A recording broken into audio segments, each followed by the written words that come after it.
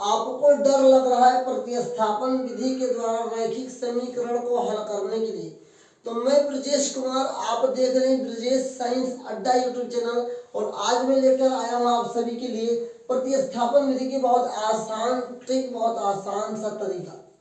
सवाल तो सभी टीचर्स एक जैसे ही बताते हैं, लेकिन समझाने का तरीका, बताने का जो रुतबा होता है वो सभी का अलग अलग होता है। अगर आपने इस वीडियो पे क्लिक किया तो कृपया मुझे कुछ समय दीजिए अपना। यदि आपको समझ में नहीं आए तो मुझे डिसलाइक कर दीजिएगा, और यदि वीडियो समझ में आ जाए आपको तो लाइक कीजिएगा और दोस्तों तक शेयर जरूर कीजिएगा।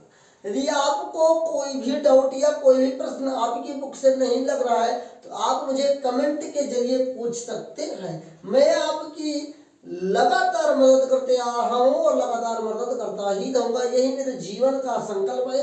विद्यार्थियों के जीवन को आसान बनाना ही मेरा जीवन का संकल्प है। चलिए आइए आज इस वीडियो को शुरू करते हैं।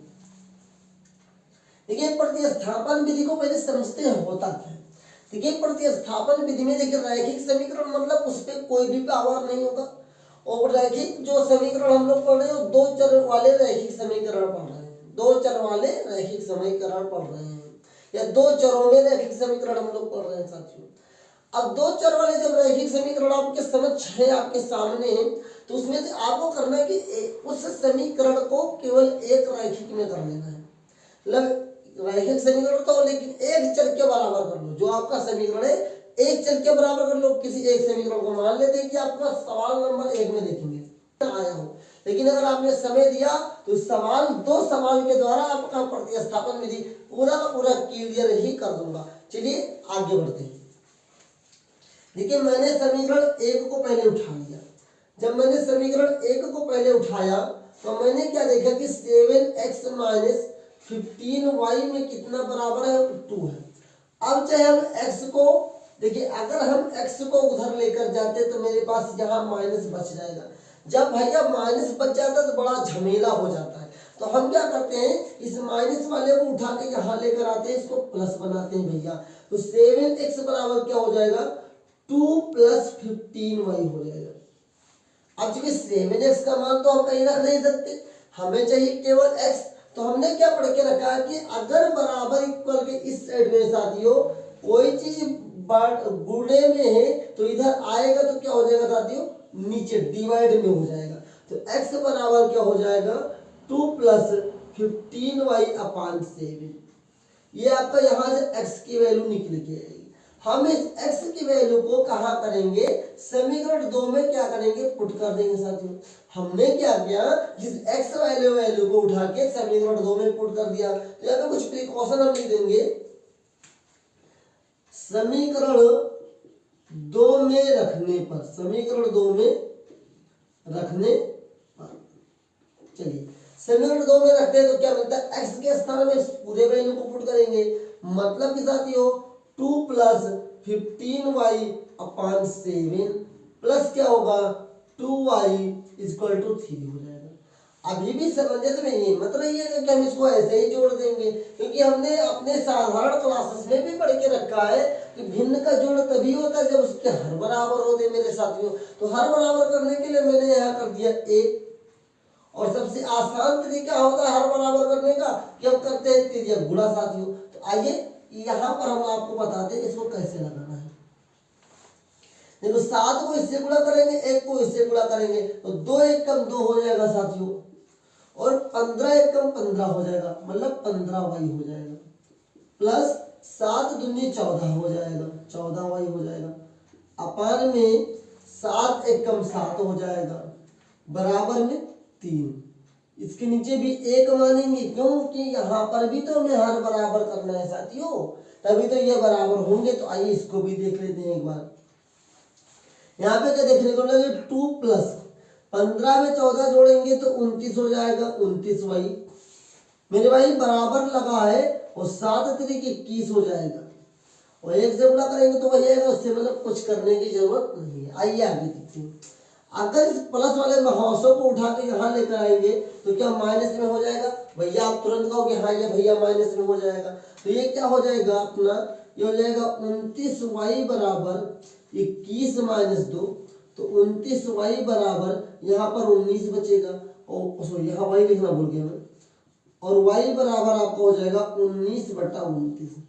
कहो क्या आसान है कि नहीं। अब देखिए मेरे भाई, जो यहाँ पर y का मान निकला है, इस y के मान को हम यहाँ पे x के जगह पुट कर देंगे, अपना झमेला पूरा का पूरा आसान हो जाएगा। या इस y वाले मान को समीकरण 2 में पुट कर देंगे, आराम से निकल जाएगा। तो चलिए समीकरण 2 से लिखेंगे, क्या लिखेंगे, समीकरण 2 से। आप जो समीकरण 2 में मान रखेंगे, समीकरण 1 में रखेंगे, मान वही निकल जाएगा, कोई दिक्कत होने वाला नहीं है। देखिए समीकरण 1 से क्या होगा, समीकरण 2 से क्या होगा, आसान लग रहा है हमको, इसलिए हमने यहाँ पे x का रखा। x प्लस 2, y का मान क्या था, y का मान यहाँ से लेंगे 19/29 बराबर में 3। आइए आगे देखते हैं। अब देखिए 19 को 2 से गुणा करेंगे तो x प्लस 19 दूना 38 हो जाएगा, साथ में नीचे हो जाएगा 29 बराबर का 3। यहाँ पर एक मानो, यहाँ पर एक मानो, तीजे गुणा करो तो ये हो जाएगा 29x प्लस 38 एक कम 38, नीचे हो जाएगा साथियों 29 बराबर में 3। यहाँ पर एक था ही, तीजे गुणा हो जाएगा तो ये हो जाएगा 29x प्लस 38 बराबर 9 3 27 का 7 हासिल आया 2, 3 दूनी 6 2 8, प्लस में उधर जाएगा तो माइनस में, तो 29x बराबर 87 माइनस 38 और 29x बराबर 7 में से 8 जाएगा नहीं तो 17 में से 8 जाएगा, साथियों 9 बचेगा। इधर अपना कितना बच गया, इधर आपका बच गया 6, सॉरी 7, 7 में 3 गया तो 4 बच गया। तो x बराबर क्या हो जाएगा 49/29। क्या है ना आसान, बहुत आसान है साथियों। x का मान 49/29, y का मान 19/29। बहुत आसान होता है सवाल को लगाना सर, बहुत आसान है। बस मैंने समय इसलिए आपसे ज्यादा ले लिया 1-2 मिनट, क्योंकि मैं आपको सिखा रहा हूँ। जब आप इसे प्रैक्टिस करेंगे ना तो आपके लिए बहुत ही आसान हो जाएगा।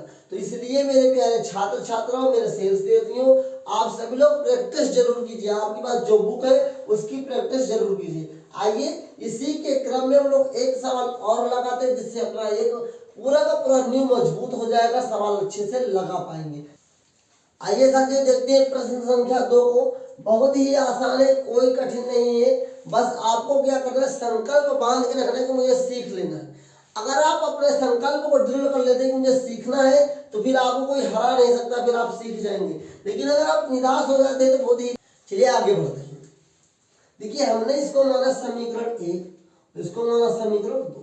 तो पहले हम हल करेंगे समीकरण 1 से। क्या, समीकरण 1 से अपना क्या हो जाएगा 3x बराबर, ये माइनस वाला उधर आएगा प्लस में हो जाएगा साथियों, और x बराबर क्या हो जाएगा 3 + y बटा इधर आएगा 3। इतना आप लोग जरूर समझ गए होंगे। तो x बराबर 3 + y बटा 3 हम समीकरण 2 में रखेंगे। तो लिख देंगे का मान समीकरण 2 में रखने पर थोड़ा बड़ा बड़ा लिख देते हैं भैया, रखने। अगर हम समीकरण 2 क्या है अपना समीकरण 2 ये है, तो 9 गुणे x का मान रखेंगे साथियों, तो क्या हो जाएगा 3 + y बटा 3। इसको ब्रैकेट में रखेंगे, बहुत आसान हो जाएगा, माइनस 3y बराबर 9। इसको इससे गुणा कर लेते हैं साथियों, इसको इससे गुणा कर लेते हैं। जल्दी देखिए 9 3 27 प्लस 9 1 9y बटा 3 माइनस 3y बराबर 9। यहाँ पर एक मानेंगे, इसको तिर्यक हल कर लेंगे।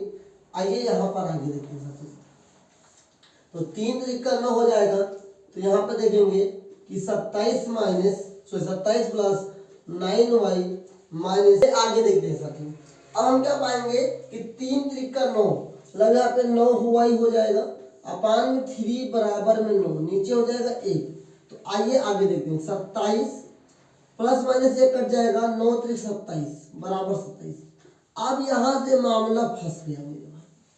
यहाँ पर क्या हुआ कि 27 27 बराबर आ गया। यहाँ पर ना कोई x बचा ना कोई y बचा। चाहे जिस स्थितियों को आप हल करेंगे इस समीकरण में, आप सारे के सारे मान बराबर पाएंगे। तो आप लोगों ने इससे पहले आप लोगों ने कुछ पढ़ के रखा है अनेक हल, अपरिमित हल के लिए। तो जब LHS बराबर RHS हो जाता है, क्या जब LHS बराबर RHS हो जाता है तो अपरिमित रूप से उसके अनेक हल होंगे। तो यहाँ पे जो समीकरण आपका यहाँ पे कॉमन क्या हो सकता है, यहाँ पे ध्यान देने वाली बात है साथियों। अगर इसमें थोड़ा सा अच्छे तरीके से लिखना चाहे तो यहाँ पे क्या लिख सकते हैं, -y बराबर 3 माइनस 3x। अगर माइनस यहाँ पर कॉमन ले लें हम लोग तो -3x -3 हो जाएगा। माइनस y बराबर 3x -3 हो जाएगा। अब देखिए अगर इसको हम लोग हल करना चाहें, अगर यहाँ से लोग 3 कॉमन ले ले, क्या ले ले साथियों, यहाँ से 3 अगर कॉमन ले ले या इसको हम -x वाले को उधर लेकर जाते हैं, समीकरण 2 को एक बार हल करके देखते हैं। तो अगर 3y बराबर 9 क्या हो जाएगा, 9x माइनस में और ये अपना प्लस में 9। अगर -3y बराबर में इधर हम क्या करें, यहाँ पर हम लोग क्या कर सकते हैं, आप ध्यान देने वाली बात है कि नहीं, कमेंट में आप लोग जरूर बताइए। अगर हम लोग यहाँ पर ध्यान दें तो -3 कॉमन ले सकते हैं, यहाँ पे 3x और माइनस का 3 बचेगा, -3 कट गया तो y बराबर 3x -3 आ गया। ध्यान से देखिएगा, ये सवाल आपके लिए बहुत इंपॉर्टेंट है। यहाँ समीकरण 1 को भी मैंने हल किया तो इतना ही आया, समीकरण 2 को भी मैंने हल किया तो इतना ही आया। जब दोनों के मान बराबर है तो साथियों यहाँ पर x और y का मान नहीं हो सकता है, क्योंकि यहाँ पर टोटली बराबर हो रहा है, सबके सब कट जाएंगे। तो यहाँ पे लिख देंगे y बराबर 3x -3 के लिए क्या, के लिए अपरिमित रूप से, क्या अपरिमित रूप से अनेक हल होंगे। और इसका एक हल तो है नहीं एक्स वाई का, इसके अनेक हल हो सकते हैं। क्यों, क्योंकि यहाँ पे हमने प्रिकॉशन दे दिया कि LHS बराबर RHS, यहाँ लिख सकते हैं आप LHS बराबर RHS। हमने क्या किया कि दोनों पक्ष आपके बराबर हो गए। जब दोनों पक्ष बराबर हो गए तो यहाँ पे काटने पर भी 1 बराबर 1 आएगा। तो जब काटने पर 1 मान आ जाए साथियों दोनों पक्षों का, तो उस रैखिक समीकरण के कितने हल होंगे, तो वहां पर अनेक हल होंगे। किसके लिए, x और y के लिए अनेक हल होंगे। याद रखिए, इस प्रकार का क्वेश्चन शायद मुझे लग रहा है कि आप एग्जाम में आ सकता है। इसको प्रैक्टिस कर लीजिए और आपके बुक में जितने भी प्रतिस्थापन विधि से क्वेश्चंस हैं उसको हल कर लीजिए। यदि आपको कोई भी डाउट हो तो कमेंट में पूछ लीजिए। अगर आपको कोई सवाल नहीं लग रहा है उससे भी आप पूछ सकते हैं। चलिए मिलेंगे नेक्स्ट वीडियो में आपको मैं विस्थापन विधि सिखाने वाला हूँ। उसके बाद में ग्राफीय विधि भी आपको बताऊंगा टाइम मिलते ही। तो सब कुछ आपके लिए मैं कर रहा हूँ। तो आपको और आपके इस जुनून को देखते हुए मैं आपको लगातार जुड़ा हूँ।